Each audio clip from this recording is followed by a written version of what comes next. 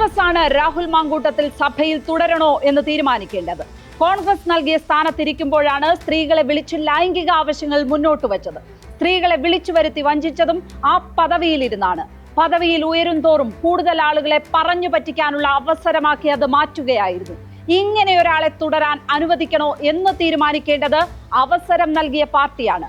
Parliamentary പാർട്ടിയിൽ നിന്ന് പുറത്താക്കിയെന്ന ഒറ്റ വരി സന്ദേശത്തിൽ കഴുകിക്കളയാവുന്നതല്ല ആ ഉത്തരവാദിത്വം. കോൺഗ്രസിന്റെ MLA ഒറ്റയ്ക്ക് സഭയിൽ വന്നിരുന്നപ്പോൾ സംസാരിക്കാൻ കോൺഗ്രസ് നേതാക്കൾ ആരും അടുത്തു ചെന്നില്ല. എന്നാൽ മുസ്ലിം ലീഗിലെ ഒന്നല്ല 4 പേർ രാഹുലിന്റെ അടുത്തെത്തി സംസാരിച്ചു. നജീബ് കാന്തപുരവും AKM അഷ്റഫും UA ലത്തീഫും TV ഇബ്രാഹിമുമാണ് അടുത്തു ചെന്നത്. ഇതാണ് ജനാധിപത്യത്തിന്റെ പരിമിതിയും സാധ്യതയും. ചട്ടങ്ങളിൽ പറഞ്ഞു വച്ചിരിക്കുന്ന രീതിയിലല്ലാതെ ഒരു നടപടിയും എടുക്കാൻ കഴിയില്ല എന്നതാണ് ആ പരിമിതി. ആ പരിമിതി ഉപയോഗിച്ച് ഒരാൾക്ക് ഏതറ്റം വരെയും പോകാം എന്നതാണ് സാധ്യത. ഏത് ക്രിമിനലിനും തെരഞ്ഞെടുപ്പ് ജയിക്കാമെന്ന് ബീഹാറിലെയും ഉത്തർപ്രദേശിലെയും ഒക്കെ അനുഭവങ്ങൾ തെളിയിച്ചിട്ടുണ്ട്.